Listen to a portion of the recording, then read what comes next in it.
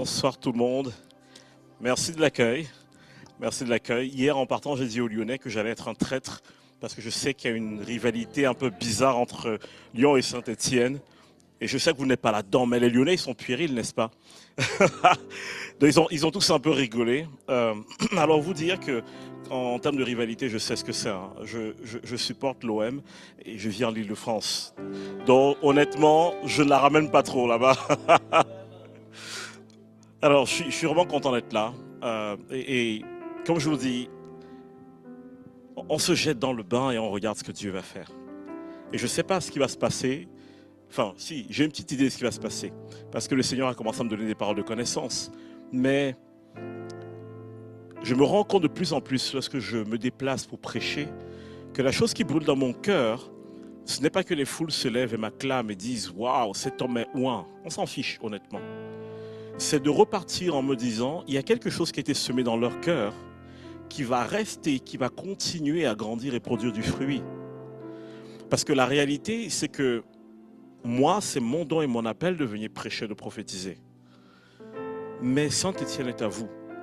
Vous êtes les héritiers, les fils et les filles d'Abraham qui vivent ici. Et moi, j'imagine votre joie lorsque vous allez voir des personnes venir à Christ de plus en plus.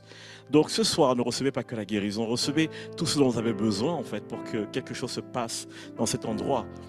Et je ne vais pas vous imposer la main pour que vous receviez un don pour prêcher, mais je vais vous dire une chose. Aspirez au don spirituel, c'est ce que la Bible nous enseigne. Donc si ce soir, pendant que je prêche, vous vous dites Seigneur, au-delà de la guérison, au-delà de l'AIMG, il y a des choses que je veux vivre avec toi.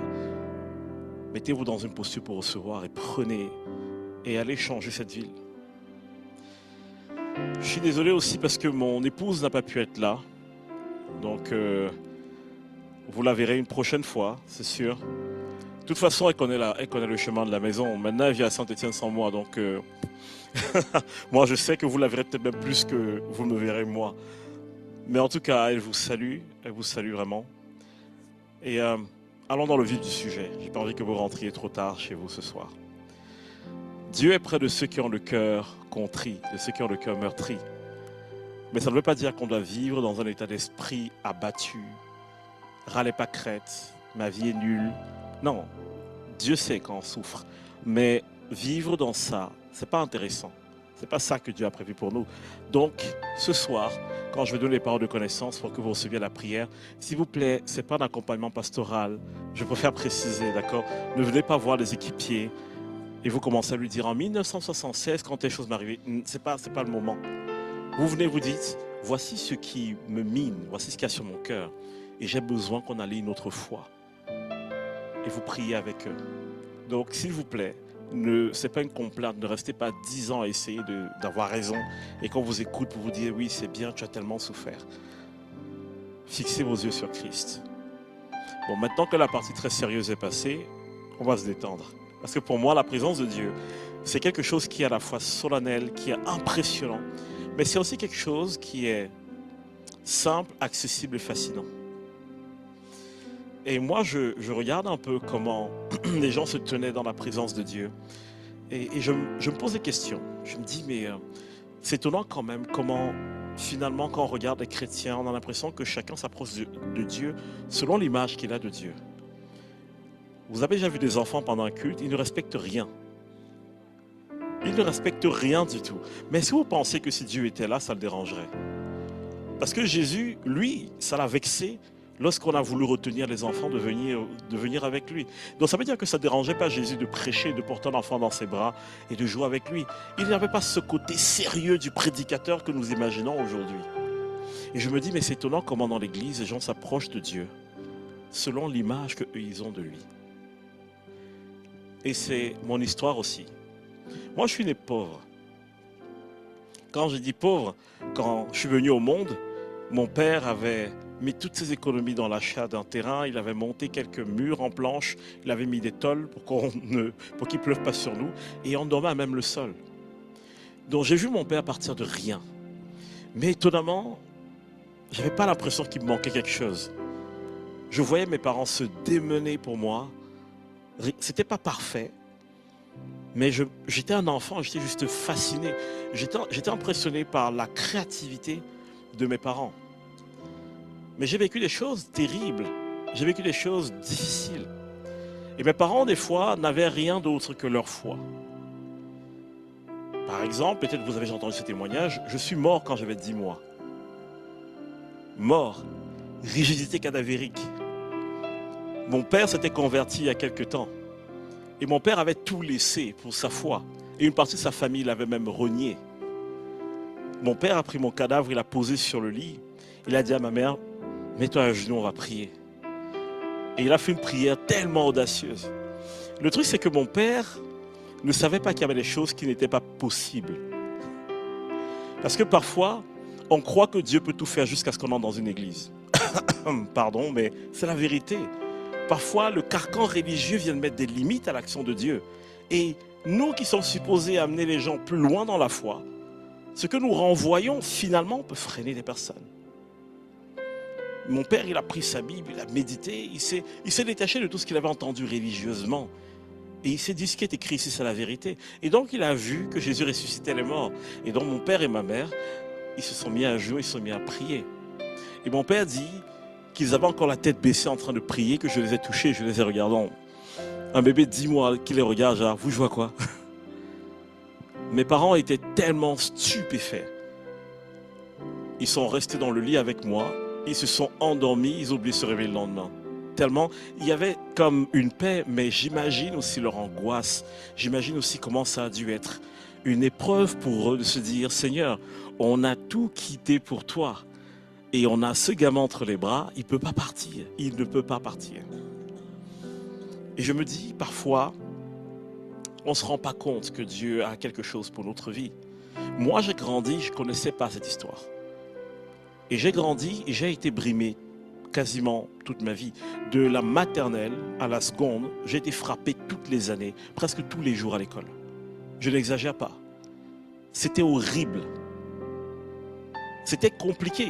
Et moi, un matin, je me suis levé et je me suis regardé, je me suis dit, en fait, je suis un parmi tant d'autres. Et j'ai grandi avec cette pensée d'être un parmi tant d'autres. Ma grande sœur est surdouée. Mon petit frère qui vient juste après moi est un surdoué aussi. Et pendant longtemps, on n'a été que tous les trois. Nous sommes 7. Mais pendant longtemps, on n'était que tous les trois, donc j'étais l'enfant normal. Une bonne partie de ma vie, j'étais noyé dans la masse. Rien ne me démarquait. J'étais un élève moyen. En CM1, j'étais sur une classe de 40 élèves. J'étais allé 17e. J'étais là, j'existais. Et quand je priais, j'ai dit au Seigneur, qu'est-ce que tu veux que je leur dise? Le Seigneur m'a dit, toi tu sais ce que c'est que d'être quelqu'un de banal. Tu sais ce que c'est que d'être dans la foule, dans la masse. Et beaucoup d'entre eux pensent qu'ils sont dans la foule, mais il y a quelque chose qu'ils ont peut-être raté à mon sujet. Laissez-moi vous parler de la foule et de Jésus. Vous savez, Jésus n'était pas stupide. Il savait très bien que beaucoup de gens le suivaient parce qu'il faisait des miracles. Une fois même, il envoie ses disciples sur la barque. Il ne part pas avec eux, mais il reste reprimander la foule en leur disant « Je sais très bien que vous me suivez parce que je vous donne à manger. » Mais vous savez ce qui est drôle, c'est qu'il leur donne quand même à manger, il continue à le faire. On voit l'amour d'un père. Il fait ce qu'il a à faire parce qu'il sait que c'est sa responsabilité, point. Il sait qu'il les aime, point. Il sait très bien qu'ils ont le cœur mal placé, mais il les aime et il continue à faire ce qu'il doit faire. Est-ce que c'est ça l'image que vous avez de Dieu? On nous a tellement formatés pour penser à un Dieu qui conditionne tout. Tu veux telle chose, pris comme ça. Tu veux telle chose, fait comme ça. Mais on oublie que Dieu n'est pas un irresponsable. Jésus n'est pas un irresponsable. Lorsqu'il nous a placés sur cette terre, il avait les yeux sur nous. Il savait ce qu'il faisait. Il savait tout ce qu'il avait planifié sur notre vie. Plusieurs fois dans la Bible, on voit Jésus qui est en train de se balader dans Jérusalem, en Judée, en Galilée. Et on voit toujours une foule qui le suit, qui l'entoure, qui le presse. J'aimerais vous parler de deux personnes. Deux personnes noyées dans la foule. Deux personnes noyées dans la masse. Mais ce que Jésus a fait m'a scotché. La première personne, c'est Zachée. Jésus est en train de se balader. Zachée entend parler de Jésus. Et Zachée, la Bible dit que c'était le chef des publicains. Les publicains, c'était les sous-traitants des collecteurs d'impôts. Aujourd'hui, on va dire les collecteurs d'impôts, C'est les inspecteurs d'impôts, c'est les gars qui vous font des courriers pour vous rappeler que vous n'avez pas payé 4 euros sur votre cotisation annuelle d'impôt. Ça m'est arrivé. Hein. On m'a dit, monsieur, il y avait eu un retard et vous avez une pénalité de 4 euros. Vous devez 4 euros au gouvernement, on vous enverra des huissiers. J'ai fait, les gars, arrêtez d'exagérer. C'est 4 euros, tout cas, ma part, je vous donne 4 euros. Mais n'envoyez pas un courrier de menace pour 4 euros. Surtout, j'étais même pas au courant. Le monde est absurde. Bon, c'est une machine qui automatiquement envoie le courrier, hein, vous imaginez bien. Mais vous voyez, on vit dans un monde où on est capable de t'attraper le pantalon pour 4 euros. Le problème de Zachée, ce n'était pas juste les 4 euros. Le problème de Zachée, c'est que Zachée était juif. Et il était chef des publicains, dont ceux qui étaient chargés d'aider les collecteurs d'impôts de l'époque à saisir les biens. Il travaillait pour les Romains. Ça veut dire qu'il n'était pas juste un gars qui avait un boulot. Il était un gars qui travaillait dans un domaine qui enrichissait l'ennemi. Mais le problème de Zachée va plus loin. Parce que imaginez que ce soit un Romain à l'époque qui venait taxer Israël. On allait dire, c'est un ennemi, faites ce qu'il vous demande et passez à autre chose. Mais là, ce n'est pas un Romain. C'est un Juif qui vient taxer d'autres Juifs pour les Romains. Donc Zachée, son problème, c'était qu'il était détesté par tout le monde. Zachée n'était pas aimé par les Romains parce qu'il travaillait pour eux et il n'avait pas de considération pour les Juifs. Et Zachée n'était pas aimé par son propre peuple. Donc je vous laisse imaginer comment cet homme qui a réussi professionnellement devait se sentir au quotidien. J'aime la série de Chosen parce qu'on montre Matthieu le collecteur d'impôts et on montre que des fois Matthieu était obligé de se cacher dans des charrettes pour traverser la place du marché parce qu'il allait se faire taper. Donc vous imaginez un peu la haine contre ce genre de personnes, contre Zachée qui pouvait régner. J'ai dit un truc hier à Lyon et je vais voir si vous allez tomber dans le piège ou pas.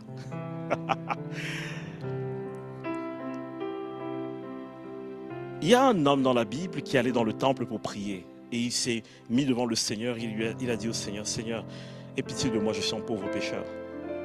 Cet homme était juste en train de dire, oh, si tu daignes poser les regards sur moi, Seigneur. Et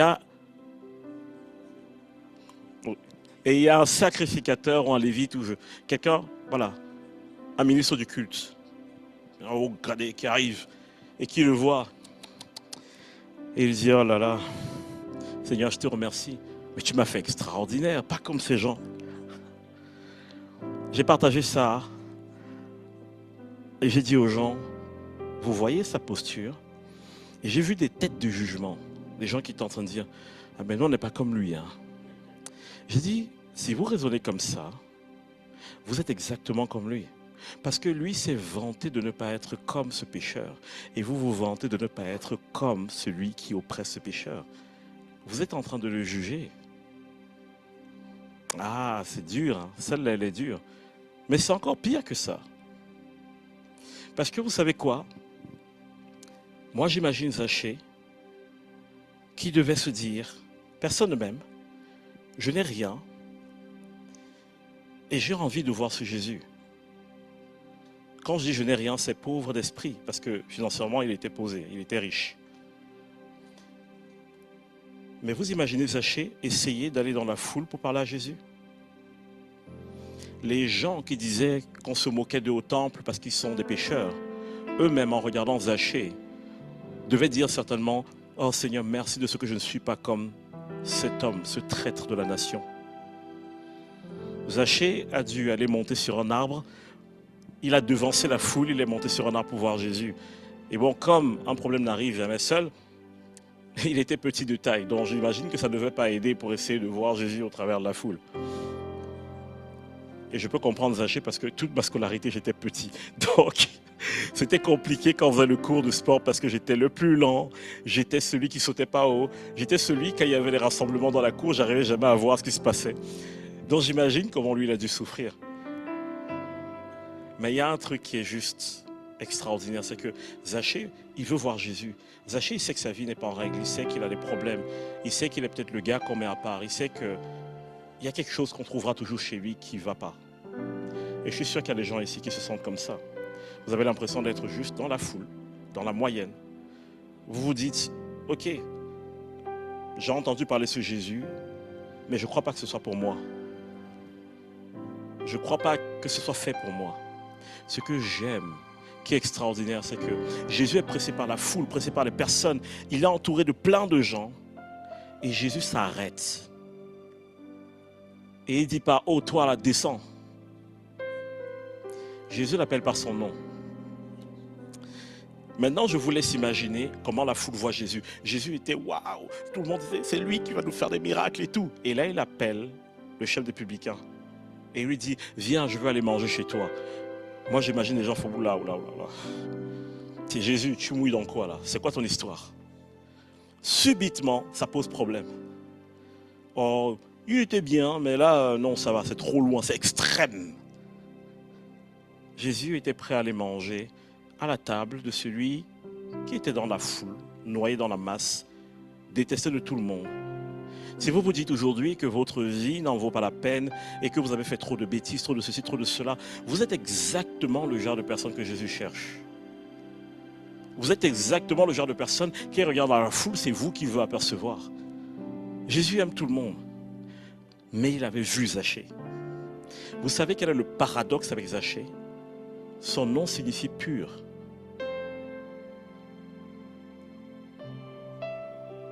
Moi, j'ai envie de dire, mais Dieu, tu es drôle en fait. Mais tu es amusant, Seigneur, mais tu es déstabilisant dans ce que tu fais. Le gars, il est à côté de la plaque. Mais dès sa naissance, il y avait un nom qui avait été posé sur lui. Parce qu'un jour, ce nom allait être appelé par Jésus. Parce qu'un jour, Jésus allait prononcer ce mot qui allait appeler quelque chose de lui. Et faire monter à la surface ce qu'il est réellement pour Dieu. À la fin du repas avec Zachée, son cœur est totalement transformé. Un repas avec Jésus. Si tu es ici et que tu ne connais pas le Seigneur, prends le risque. Prends un repas avec lui. Prends le risque. Contrairement à ce que tu penses, il ne va pas te rejeter. Ce que je trouve fascinant avec Jésus, c'est que même quand les gens étaient ses ennemis, si ces personnes venaient humblement dire « je veux un entretien avec toi », il ne refusait jamais. Nicodème, il faisait partie du groupe de gens qui ne pouvaient pas piffrer Jésus.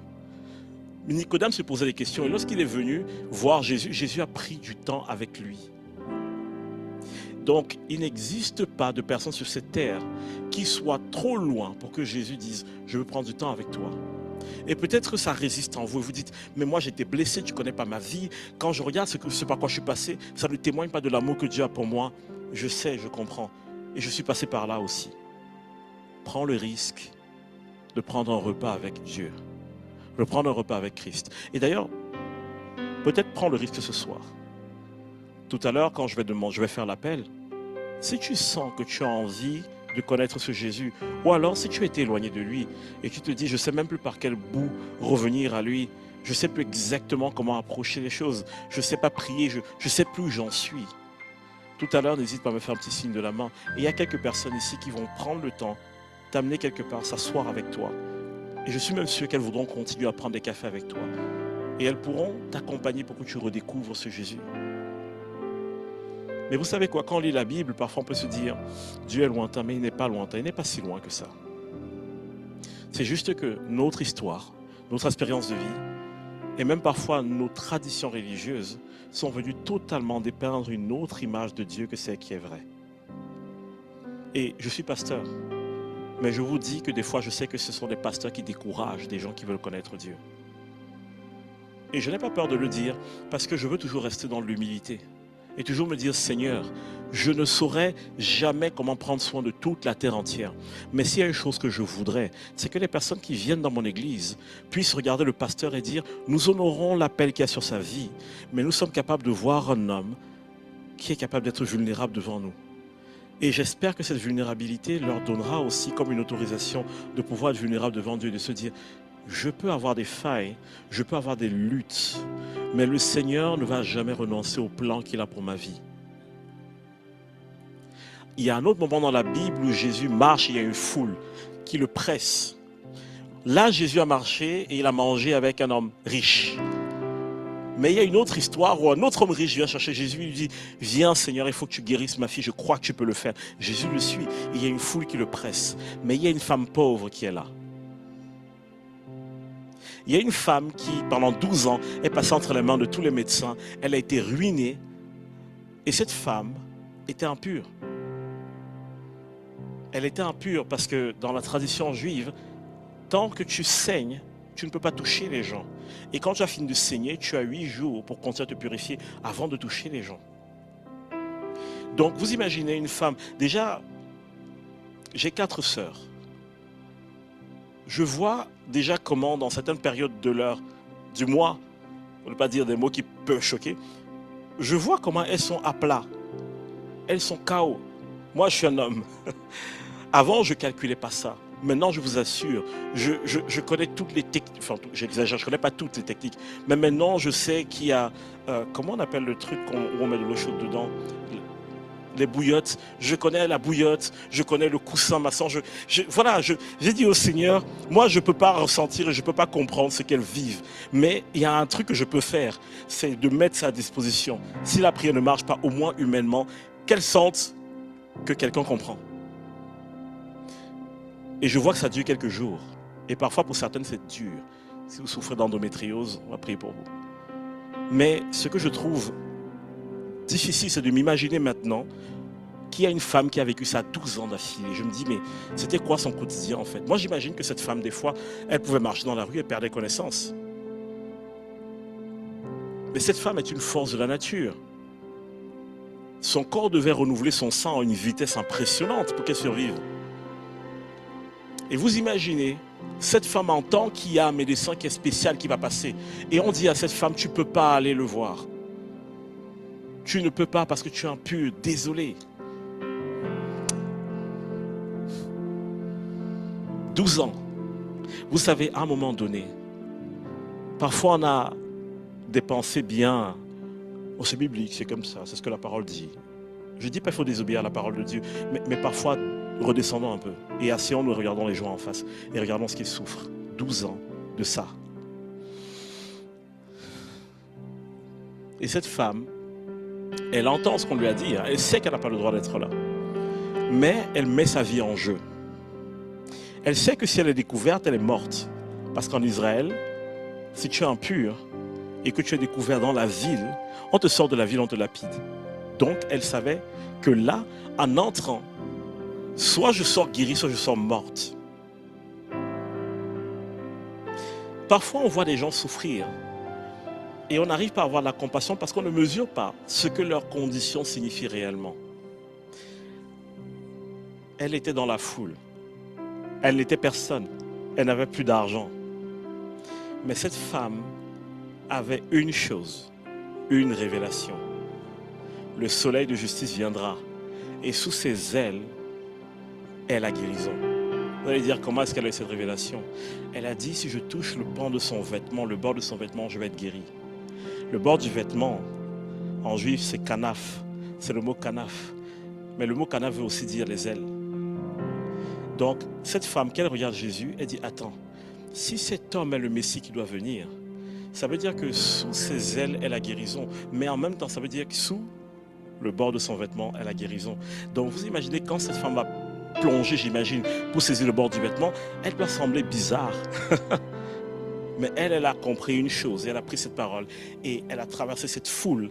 Elle était noyée dans la masse, et elle a réussi à toucher le bord du vêtement de Jésus, et quelque chose s'est passé dans son corps.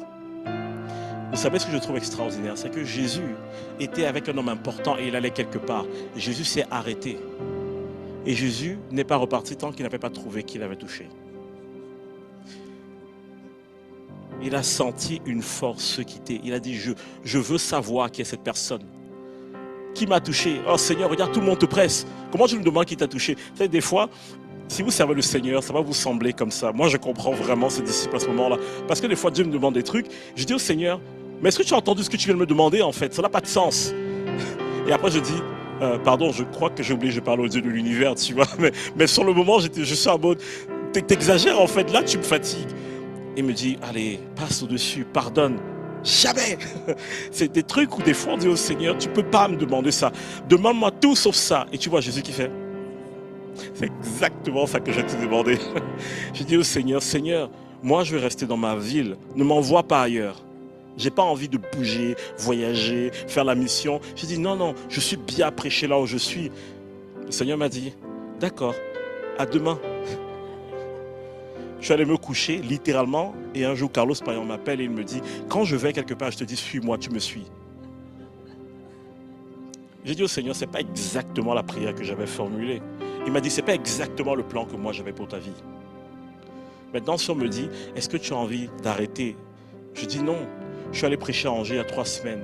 J'avais la grippe, j'avais une infection pulmonaire, j'étais au bout de ma vie. J'ai prêché pendant 2 jours avec la fièvre. Je priais, les malades guérissaient. Moi, je suis en train de dire, heureusement, je te connais, hein. Je sais que tu ne m'as pas oublié. Mais là, je suis HS. Chaque fois que je prenais le micro pour prêcher, la fièvre disparaissait. Ma voix revenait, je prêchais. Dès que je posais le micro, plus rien. J'étais mort. On est venu me trouver dans un des canapés de la salle. J'étais au bout de ma vie.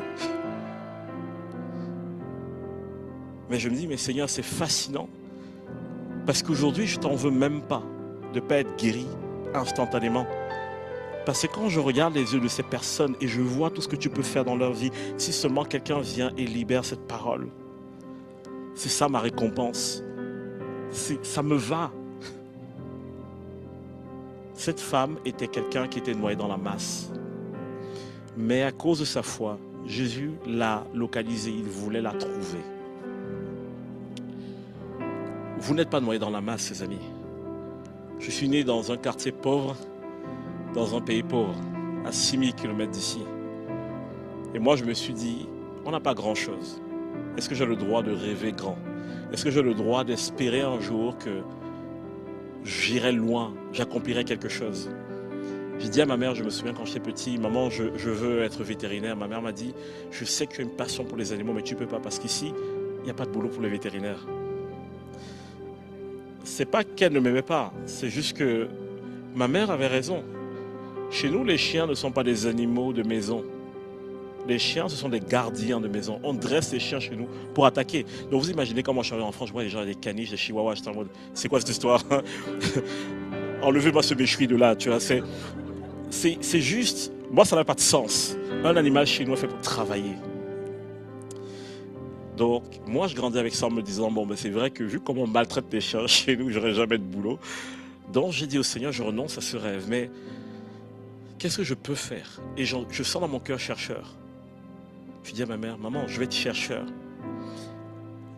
Et ma mère, elle me dit, il va falloir beaucoup, beaucoup travailler. Et j'ai beaucoup travaillé. J'ai étudié, je me suis privé de tellement de choses. Ma mère savait que je poursuivais un rêve et ma mère s'assurait que je me prive pour accomplir ce rêve. C'était difficile, mais j'étais un enfant pauvre, noyé dans la masse. Et je me demandais toujours, Seigneur, est-ce que tu me vois? Seigneur, est-ce que je peux rêver grand? Seigneur, est-ce que je peux exister? Je sais que tu m'as ressuscité. Je sais que je peux manger à ma faim, même si on n'a pas grand-chose. Je sais toutes ces choses, mais j'ai l'impression que je suis noyé là, quelque part dans la masse. Et un jour, j'ai réussi le concours pour venir en France étudier.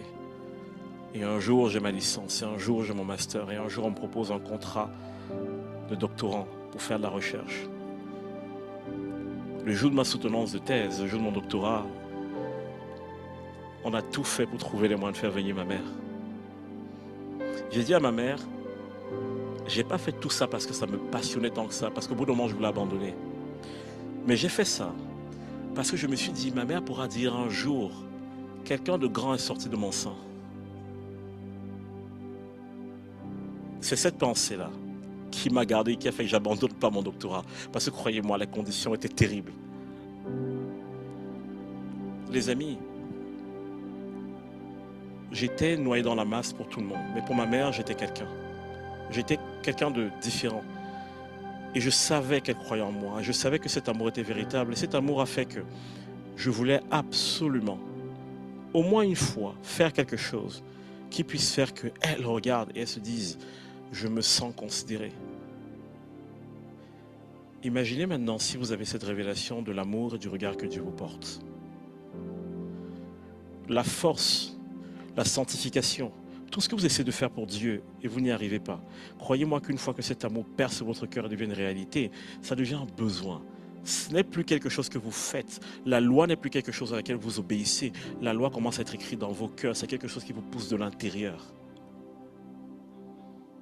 Est-ce qu'il y a quelqu'un qui se dit aujourd'hui, je veux goûter à cet amour, je veux aussi sentir que je suis poussé de l'intérieur? je veux aussi sentir que je ne suis pas noyé dans la masse. Je veux sentir que Dieu me connaît et je veux avoir une relation avec lui. Est-ce qu'il y a quelqu'un qui en est là aujourd'hui? Faites-moi un petit signe de la main si c'est le cas. Si ce n'est pas le cas, ce n'est pas grave. Ça veut dire que nous avons principalement des chrétiens qui connaissent déjà Jésus et ce n'est pas plus mal. Mais si vous n'avez pas eu le courage de lever la main et que vous avez hésité, les amis, n'hésitez pas. N'hésitez pas. Et je ne vais pas vous faire des menaces évangéliques du style « Ouais, tu ne sais pas si tu vas te réveiller demain matin. » Non. J'ai envie de dire, si vous hésitez maintenant, le jour où vous allez découvrir cet amour, vous allez tellement perturber que vous allez dire « Pourquoi je m'en suis privé aussi longtemps ?» Si tu es fatigué et que tu veux vraiment te rapprocher de Dieu, même si tu n'as pas levé la main, cet homme qui est ici devant, attrape-le, ne pars pas sans l'attraper. Même si tu as peut-être eu peur ou peut-être honte, ne pars pas sans l'attraper. Tu lui dis « Je veux connaître ce Jésus. » Dieu ne vous voit pas comme une masse, une foule. Il vous voit individuellement. Il ne vous connaît pas votre nom, il ne vous appelle pas votre nom. Il sait des choses sur vous. Et le truc qui me plaît particulièrement, je vais demander aux équipiers de prière de se préparer, mais l'une des choses qui me plaît particulièrement, c'est que j'aime quand il me parle des gens que je ne connais pas. Parce que je sais que lorsque je vais donner des paroles de connaissance, les gens vont rentrer chez eux en se disant « Cet homme ne me connaissait pas, mais Dieu lui a parlé de moi. » Ça veut dire que Dieu me connaît. Ça veut dire que je ne suis pas dans la masse. Dieu me connaît et il a les yeux fixés sur moi. Il y a des Suisses ici au premier rang. Des Suisses, des gens qui vivent pas loin de la Suisse ici au premier rang. Non, il n'y en a pas. Non, ne vous inquiétez pas, je vais les dénicher. Je dois prier pour 2 Suisses ou 2 frontaliers. Il y a quelqu'un qui est là ce soir et tu as parfois des pressions thoraciques. Et j'ai même l'impression que le Seigneur veut toucher ton cœur ce soir, physiquement. Est-ce que quelqu'un a un problème au niveau de son cœur, quelque chose de cardiaque qui veut? Vous? Et vous avez quelqu'un derrière aussi, une 3e personne. J'aime vraiment les paroles de connaissance.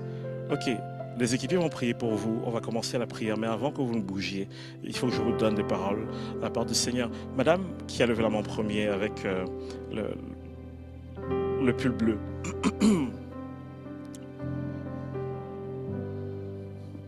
Tout à l'heure, pendant la louange, je sentais juste que quelque chose se passait derrière moi. Et quand je suis retourné, je ne vous ai pas d'abord vu, mais j'ai vu d'autres choses juste devant vous. Et j'ai vu comme si, dans votre ventre, la vie venait, mais une main venait et retirait la vie à chaque fois. Et j'ai eu l'impression que c'est comme si tout ce qui était l'ordre de porter la vie en vous, c'est quelque chose qui a toujours été une discussion difficile, pénible. Ça vous parle ce que je vous dis? Et j'ai l'impression que même dans les choses que vous avez eu à faire, que vous avez eu à initier, les idées que vous avez eues, c'est comme si vous commenciez. Il y avait toujours quelque chose qui venait et qui prenait cette vie. Est-ce que vous avez des enfants, madame? Ce qui a été une oppression pour vous ne sera pas une oppression pour eux. Ce que j'aime avec le Seigneur, c'est que lorsque le Seigneur révèle, nous libérons sa parole et sa parole fait ce qu'elle est supposée faire. Elle ne retourne pas à lui sans avoir accompli ce qu'elle est supposée accomplir. Et j'ai juste envie aujourd'hui de briser sur votre vie toute forme d'infertilité ou tout ce qui est infructueux. Et je veux déclarer que votre descendance sera fructueuse. Les œuvres qu'ils accompliront, les choses qu'ils vont entreprendre auront du succès. Et je veux même déclarer que le Seigneur se révèle à eux d'une façon extraordinaire, quelque chose d'unique.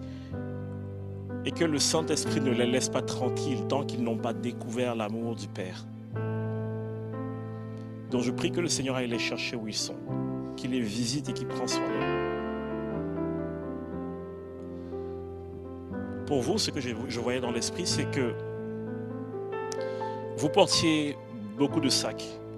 Vous avez un sac de militaire sur vos épaules, mais vous aviez tendance à porter le sac des autres aussi. Parce que vous vous dites, ils souffrent, quelqu'un doit bien faire quelque chose. Et à la fin, c'est comme si votre gentillesse s'est retournée contre vous. À force de porter le sac des autres, maintenant tout le monde voulait vous donner les sacs et c'est devenu, les problèmes des autres sont devenus vos problèmes.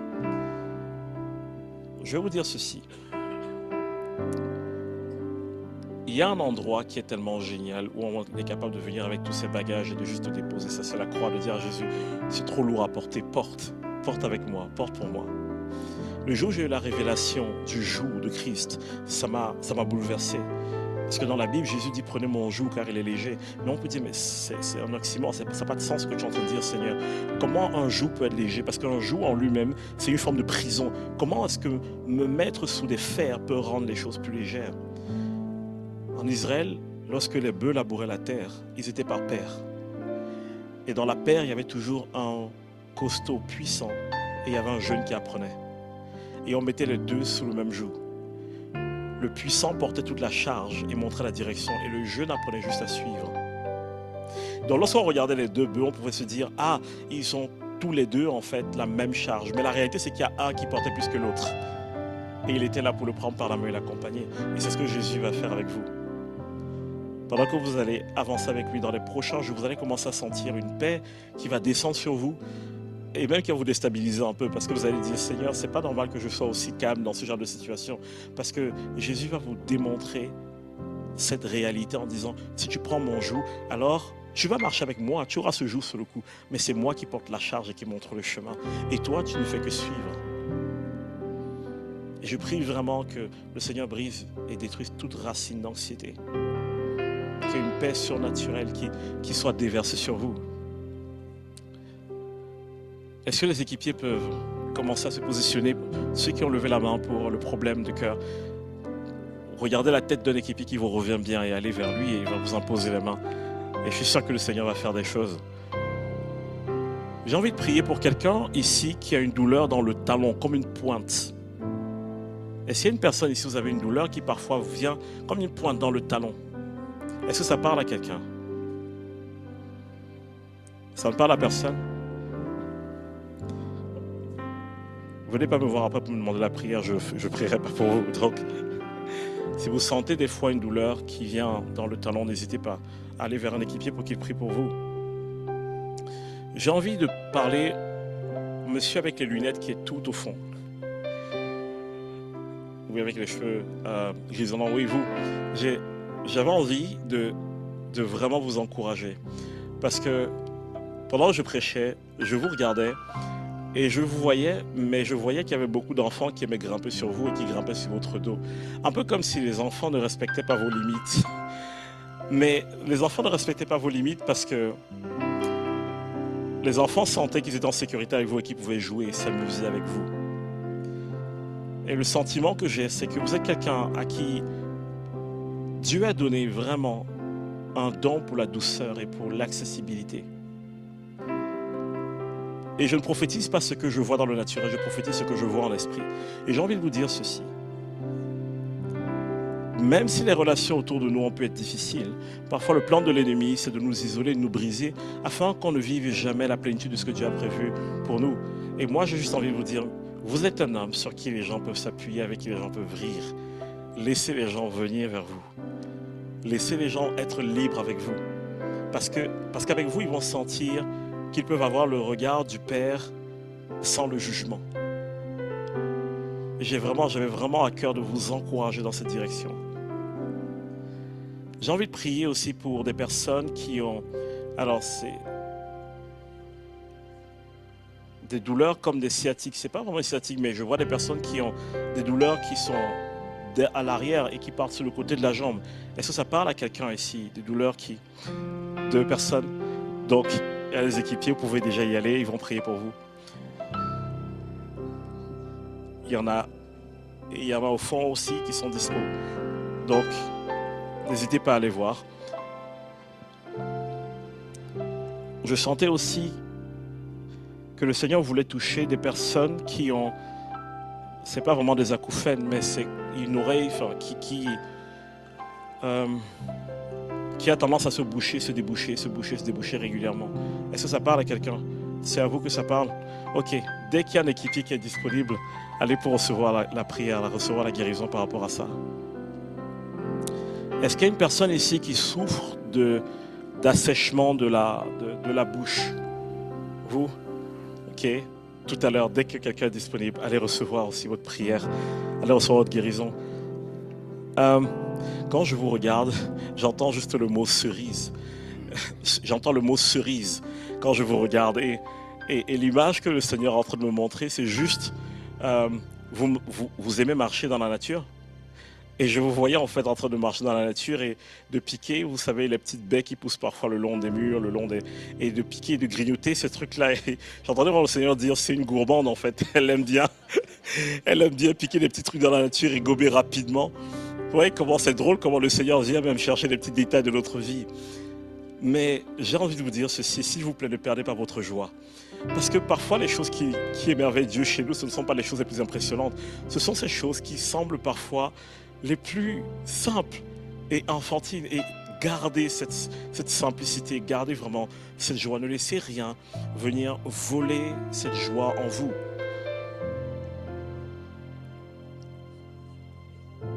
Dites-moi.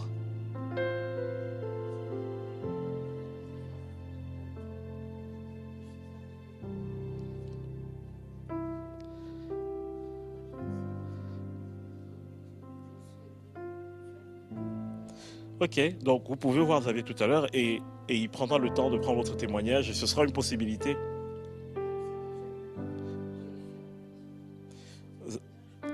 Xavier, je te laisse t'approcher d'elle et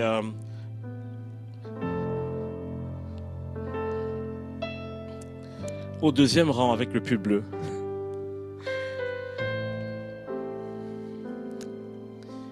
Pendant que je prêchais, j'ai dit à un moment donné qu'il ne faut pas que dans notre vie, on ait toujours l'impression de se contenter de ce qui est petit, de ce qui est enfin, du strict minimum. Je vais vous donner une parole, un encouragement de Dieu, mais une mini correction. Arrêtez de vous effacer, de vous excuser. Arrêtez de vous excuser d'être là, arrêtez de vous excuser d'exister, arrêtez de vous excuser Arrêtez de vous excuser. Vous avez le droit d'être là. Dieu vous voit et vous n'avez pas besoin de vous cacher, de vous dissimuler. Vous n'avez pas besoin de ça en fait. Et je sentais vraiment le Seigneur dire, vivez. N'ayez pas peur de vivre. N'ayez pas peur d'explorer des choses. N'ayez pas peur de recommencer. Vivez. Je sentais le Seigneur juste vous pousser. Genre, sors de ta chambre, va explorer un jardin, fais quelque chose, mais arrête de penser que tu es arrivé en retard ou tu n'es pas au bon endroit. Est-ce que vous savez que le bon endroit n'existe pas réellement? Parce que le bon endroit, c'est les bras de Christ. Pour ceux qui seront là demain, je vais prêcher sur quelque chose qui n'est pas très loin de ça. C'est pas exactement ça. Mais le bon endroit, c'est vraiment les bras de Christ. Et j'ai juste envie de vous dire, vous avez le droit d'être là. Vous êtes à votre place. Vous êtes venu pour recevoir la guérison aujourd'hui? Non, mais il fallait que Dieu vous voie. Donc, prenez bien soin de vous, mais je sentais vraiment ça qui me poussait quand je prêchais tout à l'heure. Existez, vivez et arrêtez de vous excuser de vivre.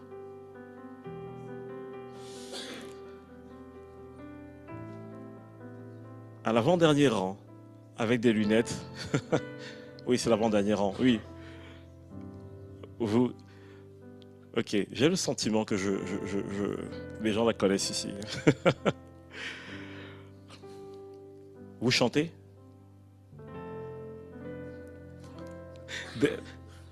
Ça dépend. Ok, on va mettre les pieds, on va mettre les pieds dans quelque chose.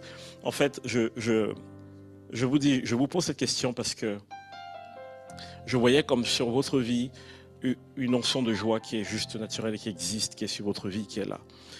Et je vous voyais en train vous étiez à la piscine, mais toute seule, et vous étiez en train de chanter. Et j'avais l'impression que les anges étaient derrière, que les anges étaient en train de suivre quand vous chantiez. Vous chantiez et ils faisaient la musique derrière.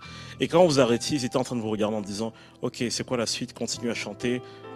Et ils étaient vraiment en train de s'arrêter. Et on dirait qu'ils attendaient vos instructions, comme une prof qui donne une direction, mais quelque chose de chanté, quelque chose de léger.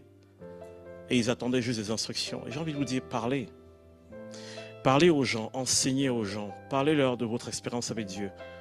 Parlez-leur de ce que vous avez vécu avec le Seigneur. Parce que je crois que cette légèreté qui est sur votre vie, ce truc qui est très mélodieux, ça va rafraîchir beaucoup de personnes qui se sentent un peu lourdes et qui se sentent juste fatiguées.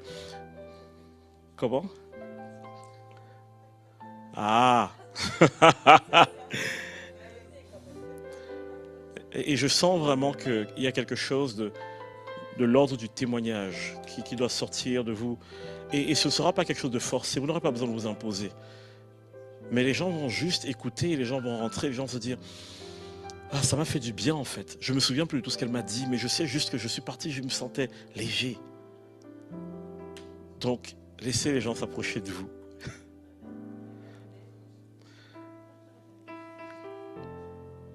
J'ai encore... je prends encore 5 minutes et après on continuera à prier pour les personnes qui sont venues pour recevoir la guérison.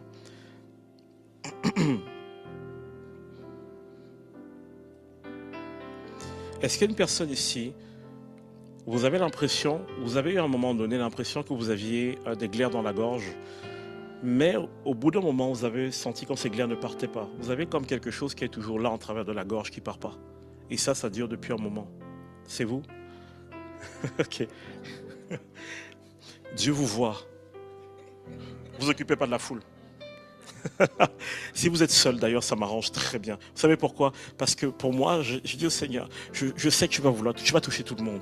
Mais j'aime ces moments où tu mets le doigt comme ça sur quelqu'un. Parce que pour moi, ça marque. Donc tout à l'heure, lorsque les équipiers sont dispo, n'hésitez pas. Est-ce qu'il y a des équipiers qui sont dispo pour recevoir des personnes en prière? Si vous pouvez juste vous mettre quelque part et vous avez déjà quelqu'un qui avait levé la main quelque part, n'hésitez pas à aller le voir ou vous pouvez aller voir des équipiers, ils vont prier pour vous, pour votre gorge. Mais je déclare que ce qui obstrue là, ça sèche dans le nom de Jésus et que vous récupériez toute la liberté en fait. Amen. Allez, ils vont prier pour vous. Il n'y a vraiment aucun frontalier suisse ici. Ok, non, ne forcez pas, c'est pas grave. Ça veut dire que j'ai noté des choses, c'est peut-être pour demain. Parce que Marseille, non mais oh. J'ai dit 2 frontaliers suisses à Marseille, on n'est pas très loin. Non mais ce que j'aime avec eux, c'est que ce sont des violents. J'aime beaucoup ce couple. Parce que croyez-moi, vous ne pouvez pas les décourager de poursuivre ce que Dieu veut. Croyez-moi, vous ne pouvez pas y arriver. Je me souviens, j'ai dû refuser, je ne sais pas combien de fois, la bouffe de Suzanne, parce que j'avais plus faim. Mais Suzanne, tu es sûr que tu as mangé, tu es sûr que tu as... Tu es sûr que... Je me suis dit, Seigneur, pourquoi tu m'as envoyé ces gens? Et je vous assure que Dieu vous envoie des personnes comme ça qui vous aiment pour rien. Et ils ne vous demandent rien. Et vous ne vous rendez pas compte. Moi, ça me bénit tellement de les avoir, je vous assure. Moi, ça m'a fait un choc tout à l'heure quand je les ai vus arriver. Donc, je suis vraiment béni de vous avoir. Alors, je continue parce que l'heure avance. Nathan, maréchal. Qui est à côté de toi, Nathan? Ne réponds pas, ne réponds pas, ne réponds pas. D'accord? C'est un piège. Je veux juste te dire une chose, Nathan. Je vais te parler à toi, mais je vais parler à la personne qui est juste à côté de toi. Elle va dire, oh là là, pourquoi je suis venu ce soir? Alors, je vais te dire quelque chose. Comment tu t'appelles? Lilia? Lilia, arrête de te mettre la pression. Arrête de te mettre la pression.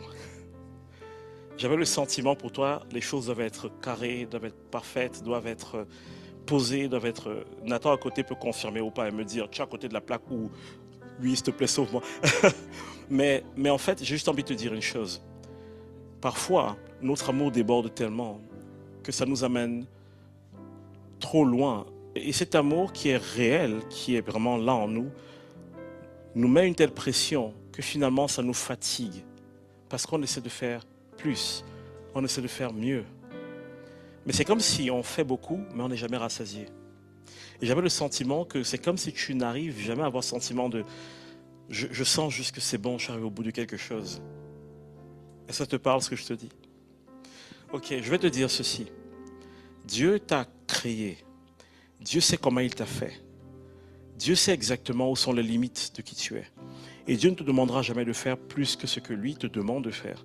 Ou alors Dieu ne va jamais te rabaisser ou t'humilier parce que tu n'as pas fait assez. Il va juste t'apprendre à découvrir comment lui t'a conçu et ce que lui a voulu de toi. Et le sentiment que j'avais, c'est que cet amour qui déborde, c'est juste le caractère de Christ qui est déjà quelque part installé en toi et qui demande juste à sortir, à se manifester.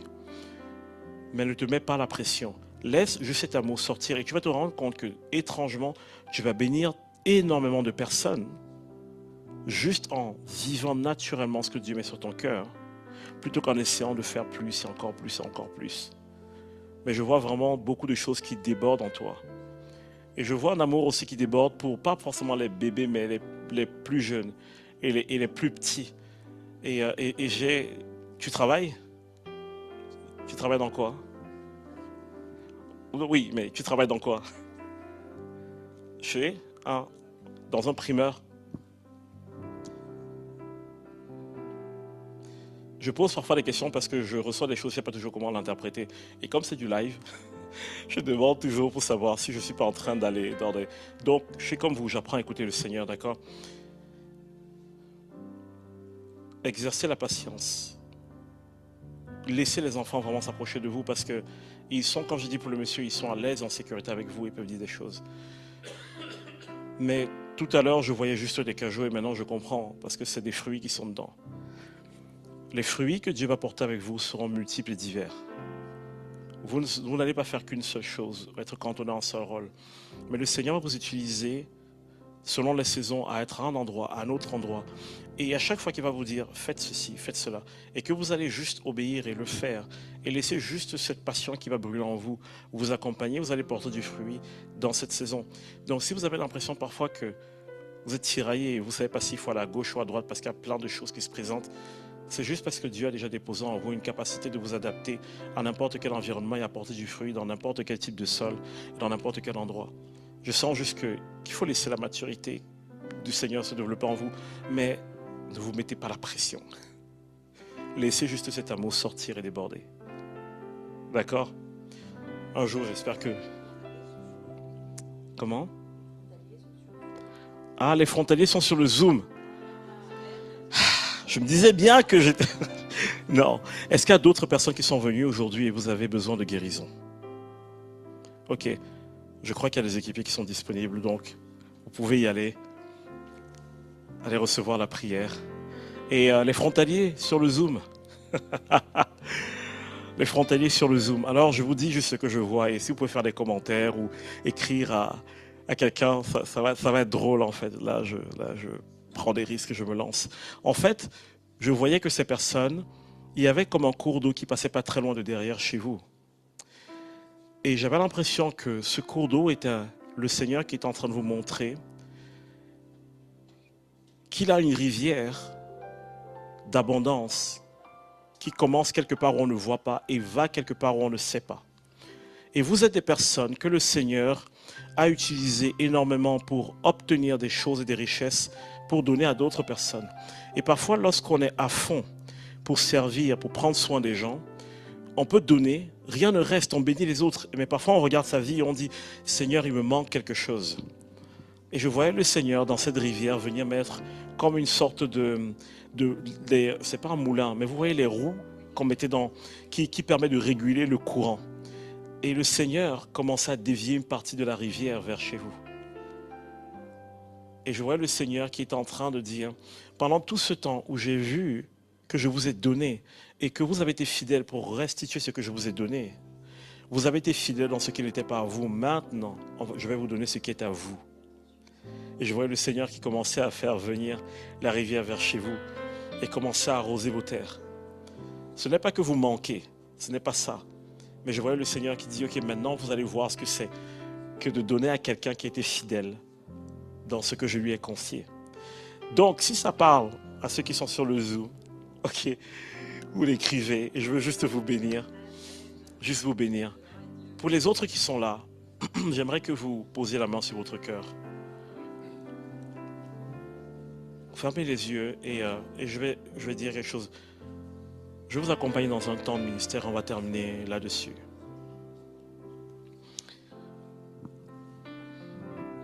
J'aimerais que vous revisitiez tout ce que je vous ai partagé là ce soir. Vous revoyez cette image de la foule. Et vous voyez cette image où Jésus est en train de marcher et la foule le presse de partout. Mais j'aimerais que vous regardiez aussi le visage de Jésus. Vous allez voir sur son visage que Jésus n'est pas dérangé. Malgré que la foule le presse, le sollicite, il n'y a sur son visage aucune forme de gêne, de malaise, de mal-être. Il y a une paix qui est là et qui demeure. J'aimerais aussi que vous voyiez qu'en fait, vous êtes aussi dans cette foule. Et Jésus s'arrête maintenant. Et il y a un chemin qui se ferait entre lui et vous. Il y a un passage qui s'ouvre au milieu de la foule, un accès direct au cœur de Jésus. J'aimerais vous demander de faire quelque chose, un pas de foi là dans votre imagination. J'aimerais que vous acceptiez de traverser cette foule et ne pas avoir peur de l'intimidation de la foule et du regard des gens. Et au fur et à mesure que vous avancez vers Jésus, j'aimerais vous demander de vraiment penser à la chose que vous aimeriez tellement lui dire. Et s'il ne vous plaît, pas des choses religieuses, pas des trucs comme Jésus, je t'aime, tu es l'amour de ma vie, tu es le plus grand. C'est pas ça dont je parle. Juste de vous avancer au milieu de cette foule, parce que Jésus vous a vu. Jésus vous a remarqué. Vous pouvez dire, Seigneur, je suis fatigué parce que ce dossier dure depuis longtemps. Je suis fatigué parce que ce travail ne vient pas. Je suis fatigué parce que ma famille, c'est pas ça. Je suis fatigué parce que les affaires ne sont pas ce que je voulais. Je suis fatigué parce que je suis pasteur et les chrétiens me fatiguent. Vous pouvez vous approcher et vous allez voir que le visage de Jésus ne changera pas. Il ne va pas être fatigué de vous, il ne va pas être dégoûté par vous, il ne va pas dire « Comment tu oses penser comme ça? Pourquoi tu ne me fais pas confiance ?» Jésus est là au milieu de cette foule et vous attend. Et faites ce pas de foi, comme cette femme, en vous disant « J'avance vers toi, Seigneur Jésus, parce que je sais qu'il n'y a pas de meilleur endroit que d'être dans tes bras. » Et même si la vie, même si les expériences de la vie me donnent l'impression que ce que je dis n'est pas toujours ce que je vis, la vérité, c'est que toi, tu m'as vu au milieu de la foule et tu t'es arrêté parce que tu voulais prendre du temps avec moi. Et laissez-le vous embrasser. Et Seigneur Jésus, pendant que tu embrasses chaque personne ici et même ceux qui sont sur le Zoom, Seigneur, je prie que des choses miraculeuses s'opèrent dans leur vie. Des choses qui les dépassent, des choses qu'ils n'auraient même pas imaginées. Tu nous dis dans ta parole, ce sont les choses que l'œil n'a point vues, que l'oreille n'a point entendues, des choses qui ne sont point montées dans le cœur des hommes. Ce sont ces choses que je tiens en réserve pour ceux qui m'aiment. Et je prie, Seigneur Jésus, que s'il y avait quelque chose qui bloquait aujourd'hui, s'il y avait une opposition spirituelle ou démoniaque, Seigneur, que ta lumière vienne juste balayer ces ténèbres. Je vois aussi Jésus qui est en train de toucher une femme ce soir qui se dit qu'elle a un fils qui est tellement immature. Seigneur, surprends cette femme. Surprends-la. Surprends-la en transformant le cœur de son fils. Seigneur, nous te le demandons parce que nous savons que c'est aussi ta volonté, c'est ton cœur, c'est ton désir. Et je veux terminer en priant pour les personnes qui luttent avec un souci de sommeil, quel qu'il soit, apnée, un sommeil qui est discontinu. Et je sentais juste le Seigneur vous prendre dans ses bras, vous porter et vous amener dans votre chambre, vous poser sur le lit et vous border. Je prie ce soir, Seigneur, que des gens aient l'une des meilleures nuits qu'elles aient eues depuis longtemps. Qui a un sommeil comme le sommeil d'Abraham, Seigneur, un sommeil qui leur tombe dessus. Et je veux te remercier pour ta présence ce soir, Saint-Esprit. On veut t'honorer et on est reconnaissant que tu sois là et que tu opères des choses incroyables parmi nous. Nous prions que tu nous gardes dans le Seigneur Jésus. Nous prions que tu gardes notre foi brûlante, vivante. Et nous prions, Saint-Esprit, que tu accompagnes chaque personne ici jusqu'à ce jour où elles vont se tenir devant le trône de Dieu et elles vont voir un sourire sur le visage du Père qui va dire « Oui, bon et fidèle serviteur, rentre dans la joie de ton maître. » Je prie que chaque personne soit gardée sur son retour. Je prie, Seigneur, que tu continues encore à nous étonner dans les prochains jours, dans le nom de Jésus. Amen. Donc, s'il y a d'autres personnes qui ont besoin de prière pour la guérison, donc dès que vous voyez des équipiers dispo, n'hésitez pas. Allez vers eux pour qu'ils continuent à prier pour vous. Et j'aimerais vous parler, mais individuellement. Xavier, je vais déposer le micro. Je ne sais pas c'est quoi la suite. Ah, ok, d'accord. Donc, tu dis à Xavier qu'il peut venir pour continuer. Et pour ceux qui sont toujours dans la région, dans le coin, comme les Marseillais, demain matin, il y a culte ici. Donc, vous êtes les bienvenus. Si vous n'avez pas où aller, mais vous êtes les bienvenus. Moi, je suis sûr que Flo vous accueille avec une grande joie. Et après, il y a une bouffe. Donc, si vous ne venez pas pour la parole, venez pour la bouffe, parce que Jésus aimait les deux, d'accord? Mais venez demain matin, ça va être une grande joie.